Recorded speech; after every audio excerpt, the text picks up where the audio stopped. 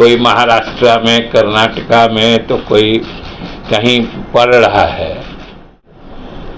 उससे दूसरे प्रदेशों की अर्थव्यवस्था भी मजबूत हो रही है। मिलने में दिक्कत हो तो वो बेरोजगारी का दबाव भी हमारे प्रदेश पे बढ़ता था।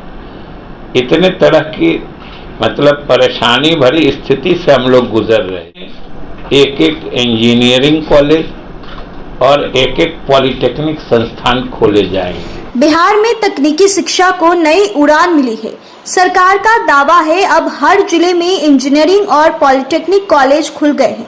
साथ ही 33% सीटें महिलाएं के लिए आरक्षित भी कर दी गई है। जहां सरकार का बड़ा फैसला करते हुए मंत्री विजय कुमार चौधरी उप मुख्यमंत्री भी हैं।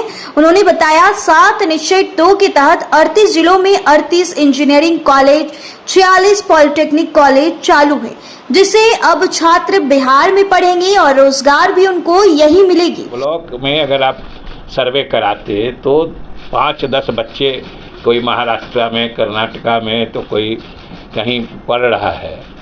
मतलब कि हमारा संसाधन भी बाहर जा रहा है, उससे दूसरे प्रदेशों की अर्थव्यवस्था भी मजबूत हो रही है और हमारे बच्चे भी वहाँ से पढ़ के आ रहे हैं और पढ़ के एक बार यहाँ आ गए और अगर यहाँ उनको रोजगार मिलने में दिक्कत हो तो वो बेरोजगारी का दबाव भी हमारे प्रदेश पे बढ़ता था। इतने तरह की मतलब परेशानी भरी स्थिति से हम लोग गुजर रहे थे। लेकिन नीतीश कुमार जी के नेतृत्व में जब सरकार ने इस क्षेत्र पे ध्यान देके काम शुरू किया तो नीति ही 7 निश्चय के तहत बन गई कि सभी जिलों में एक एक इंजीनियरिंग कॉलेज और एक एक पॉलिटेक्निक संस्थान खोले जाएंगे। ये नीति बनी और सब आप लोग जानते हैं कि आज ये सफलता से काम कर रहा है। 38 जिले में इंजीनियरिंग कॉलेज और बल्कि पॉलिटेक्निक संस्थान तो 38 से ज़्यादा 46 काम कर रहे हैं।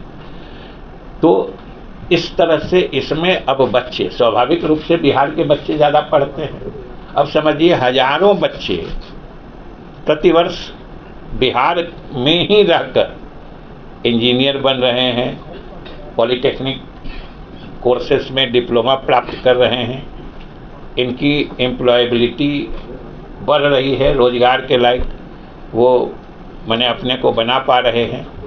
इससे बिल्कुल परिदृश्य ही बदल गया है और ये हमारे नौजवानों को रोजगार परक शिक्षा देने के मामले में हो या तकनीकी शिक्षा देने के मामले में हो, ये समझिए एक गेम चेंजर नीति नीतीश कुमार जी ने बनाई थी और इसके नतीजे अब सतह पर आ रहे हैं। जब आप अलग अलग संस्थानों के बच्चों की उपलब्धियां देखिएगा तब आपको लगेगा कि ये कितनी बड़ी योजना की शुरुआत कितना महत्व देते हुए की गई थी और आज पूरा समाज इससे लाभान्वित हो रहा है। और एक बार ये सब हो गया और हम तो बगल में बैठे हैं लोकेश जी, इन्होंने बहुत सही निर्णय लिया था। शुरू में तो विज्ञान एवं प्रावैधिकी विभाग कहलाता था और काम होता था सबसे अधिक और सबसे ज़रूरी, सबसे अधिक समाज पर असर डालने वाला, तो वो होता था तकनीकी शिक्षा का। तो हमें याद है कि इन्होंने ही अपने समय में विभाग का नाम बदलने का भी ये प्रस्ताव कैबिनेट में लाया था। संयोग से मैं भी उस वक्त कैबिनेट का सदस्य था। तो अब सही नाम पर ये विभाग काम कर रहा है कि विज्ञान, प्रौद्योगिकी या प्रावैधिकी जो कहिए और तकनीकी शिक्षा।